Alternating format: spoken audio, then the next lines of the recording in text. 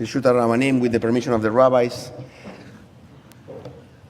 It's a long service today, so it's a short sermon.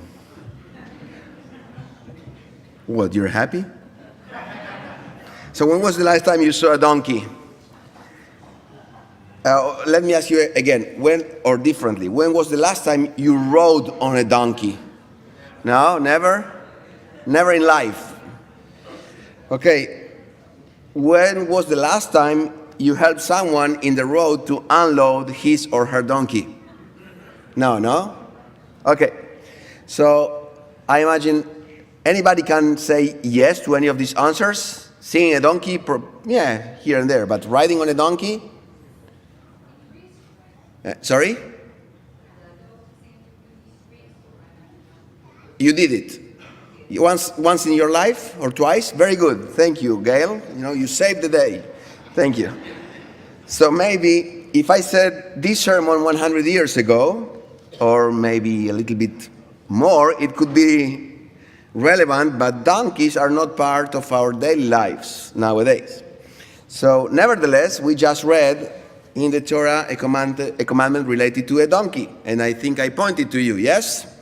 In Exodus 23:5, we read, if you see the donkey of one who hates you, lying helpless under its load, you shall not leave the man to deal with it alone. You must help that person release the animal from its burden. So you have to help the person you dislike the most to unload the donkey that is suffering, because there's a mitzvah, or there's a term, or a Jewish category, if you want, called Tsar Balei Chaim. You cannot let animals suffer. In fact, on Shabbat, if you were a farmer, you first need to feed your animals, and then you can go and eat your lunch or dinner or whatever you are going to eat. So animals should not suffer, and I think, we are much more aware of that nowadays. Later in the Torah, we will find another commandment in Deuteronomy 22:4. It says the following: you shall not see your friend's donkey fall down along the road, and ignore your duty to help them. You shall certainly help him lift it up. So you have a friend who needs some help to load the donkey, and you help him. Okay, so it's two cases. One, your enemy needs to unload the donkey, and you need to help. And your friend needs to load it up, and you need to help as well. So two situations: unload the donkey and load the donkey. So let's think you have two people in front of you, equal. And one needs to load, and one needs to unload the donkey. Yes? Equal. You don't know them, not your friends nor your enemies. Whom one will you help first? The one who needs to load, or the one who needs to unload? Of course, you will unload and ease the donkey's load. What a nice and great people we have in Bethel. I'm very nice to hear that was the right answer. So now comes the Talmud and brings the following situation.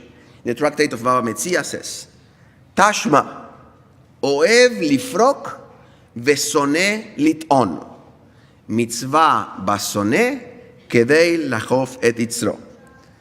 אוהב לפרוק בשונא לטעון. If a friend requires unloading, and an enemy requires loading.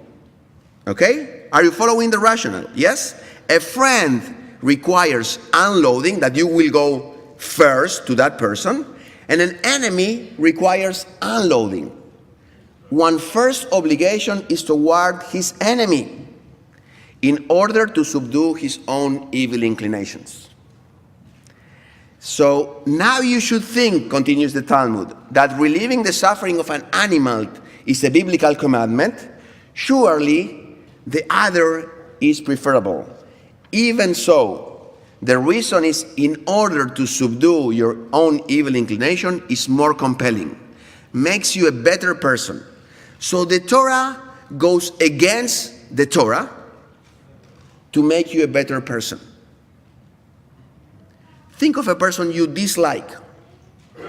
A rival quarterback, a politician, a TV news person, a singer you cannot stand because sings horrible or his or her music is horrible.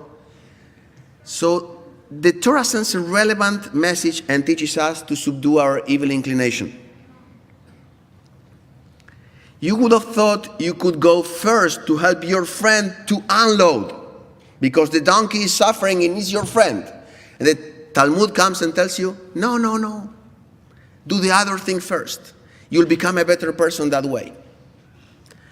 An irrelevant and probably anachronist law can become relevant when we treat each other better.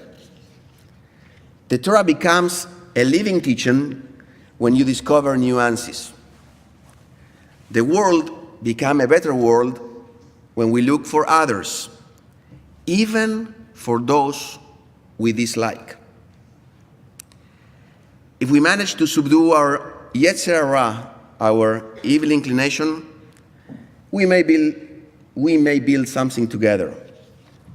And if we don't, maybe we'll end up being the donkeys.